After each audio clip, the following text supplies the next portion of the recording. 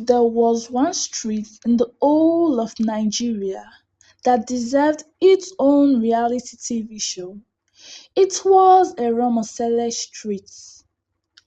That street was pure madness wrapped in laughter, drama from sunrise to midnight, from the tailor who collected clothes and disappeared like rapture to Mama Fadeke, the groundnut seller, who always sold gist free of charge with every cup of nuts. And hmm,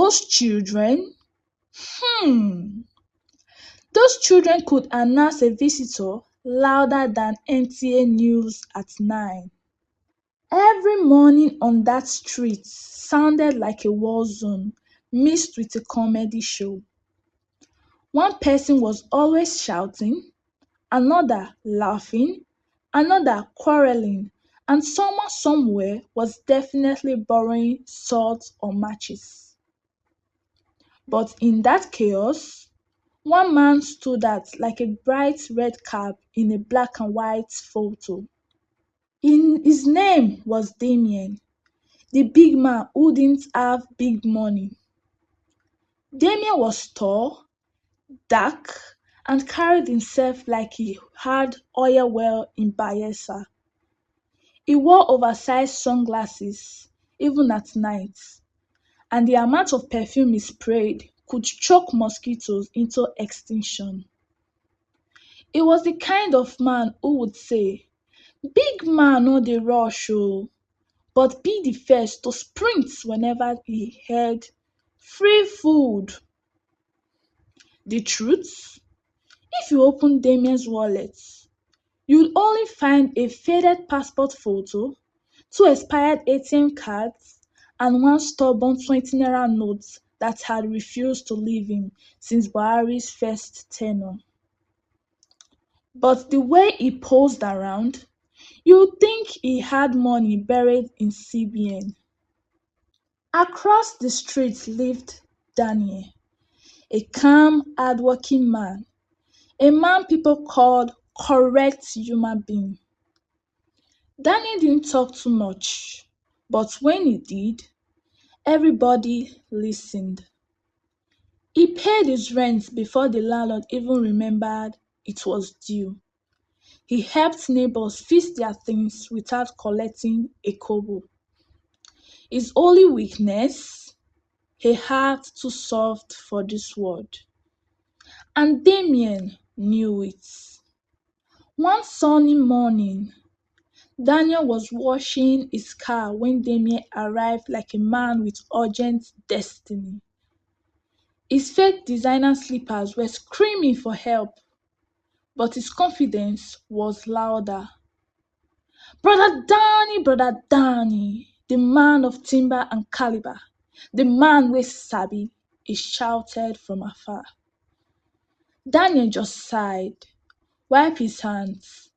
Damien, wetin happen again? Damien placed one hand dramatically on his chest. My brother, I no go lie give you. I dey small tight corner. You know me, I no like to beg, but this one pass me. Daniel frowned. How much? E no too much oh, just small 230,000 naira. Cheeky change. Daniel froze mid-air. 230,000 naira. You dey call dat one cheeky change? For wetin now? In fact, wetin you wan use the money do sef? Damien laughed. Dat fake laughter that could confuse even EFCC. My brother, opportunity don land. I get one customer wey wan buy phone accessories in bulk.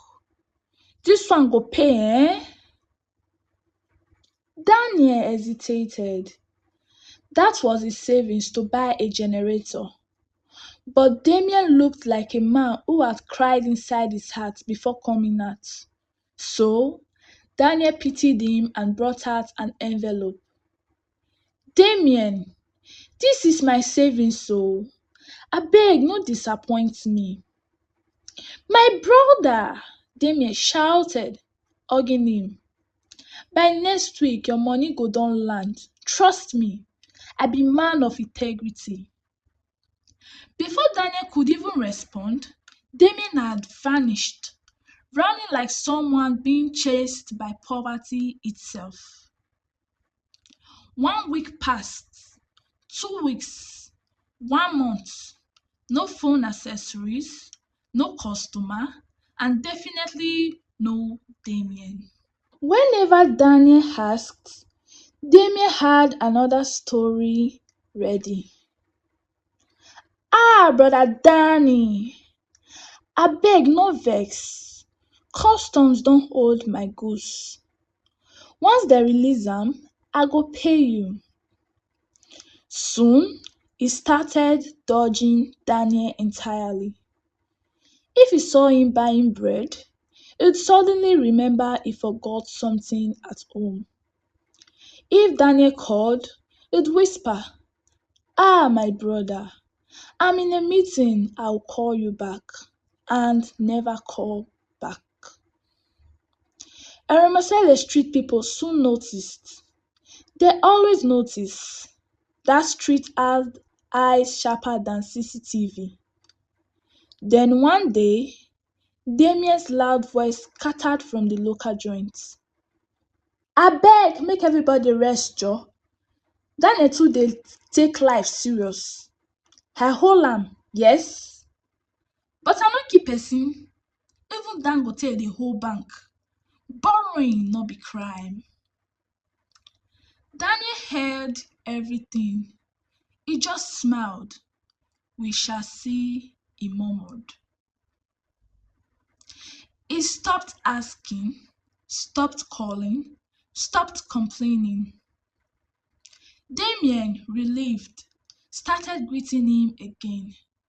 Brother Danny, our family now. Daniel would just smile and say, We are fine, oh. Damien began to tell people, that Daniel na better man oh. If na some people, dem go don carry small debt for head like gala tray. He didn't know Daniel was planning a lesson more painful than heartbreak. One evening, Daniel invited Damien for dinner. Damien was suspicious. Hope say dis man no wan drag me for that money oh, he muttered. But when he arrived, Daniel's wife served him jollof rice, plantain and chilled juice. Ah, my brother, Damien laughed. Na why I like you be dis. You too get good at. If na some people dem go don block me for everywhere. Daniel smiled. Life too short for grudges, my brother. From that day, they became close again. But Daniel began to notice something. Damien's wife, Amaka, was a gentle, quiet woman, always apologizing for her husband's drama, always tired, always patient. One afternoon, Daniel saw her struggling to pay for groceries. He helped her out. She thanked him with a weak smile, the kind that hides 1,000 frustrations. That was the day Daniel's revenge began. Calm, planned, and dangerous. He started visiting often, helping Damien with business proposals. But each visit was a quiet setup. Amaka started trusting him. Then one night, after a drink at the joint, Damien passed out cold, snoring like a broken generator. Weeks later, Amaka discovered she was pregnant. Damien celebrated like he just won the lottery. Finally, oh, my generation go continue. When the baby was born, Eromosele street went silent because that baby, Sharp nose, calm eyes, dimpled chin, looked exactly like Daniel. Damien laughed it off at first, but soon he couldn't sleep. That baby smiled like Daniel, even his head shape matched. The more he looked, the more his heart shook. Finally, one morning, he confronted him. Guy, abeg make I ask, what is happening here? Daniel looked calm. Nothing. Just give me my 230,000 naira. Damien frowned. I no get am. Daniel smiled. Don't worry, I already collected it. Damien blinked. Collected? How? Daniel's smile widened. Your baby, my guy. Damien froze. Silence. Then chaos. Eromosele Street turned into CNN. From the tailor shop to the suya stand, everyone was talking. Na Daniel give Damien wife belle o. He say na revenge for that 230,000. Ha! Eromosele Street don cast. Damien couldn't show face. Daniel, meanwhile, was just walking around with that calm smile that cut deeper than insults. One day, Damien burst out, trembling with rage. So you think say you fit disgrace me, abi? Daniel replied softly. I didn't disgrace you, Damien. Your pride did. That line broke him. He packed his bag and vanished. Months later, news came. Daniel was dead. Car accident. Before dying, he told the doctor, tell Damien I forgave him a long time ago. Tell him the child deserves peace.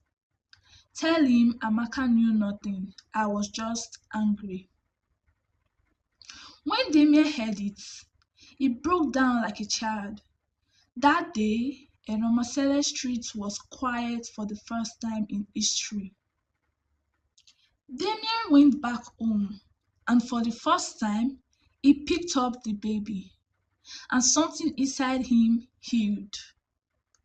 He changed. He stopped drinking, stopped forming big man, started saving, started working. He became the man he always pretended to be. Then one day, a photographer spotted his baby and said, this boy get star face oh. Next thing, baby turned brand ambassador. Diaper ads, baby lotion, cute smile everywhere. Damien almost fainted when the first payment alert entered. He looked at Amaka. God don't use this pikin pay my debt finish oh. They invested wisely. And as if the universe wanted to smile on them more, God gave them another baby. It was a baby girl. Peace returned, and the Eromosele streets, still full of drama, but this time, whenever someone tried to act proud, the other would just whisper, remember Damien story o, big man wey no get big money na wetin? Na poor man, in fact e poor pass church rat. And they would all laugh because on Eromosele street, Kama always wears slippers and it never misses a dress. The end. So, dear viewers, we have come to the end of today's story. Please don't forget to like and subscribe to my YouTube channel so that when I post new, interesting, and amazing stories, you'll be among the first people to get notified. Thank you all for watching, and remember, make yourself the priority. Don't allow anybody bring you down. Until I come your way again with my next story, ciao.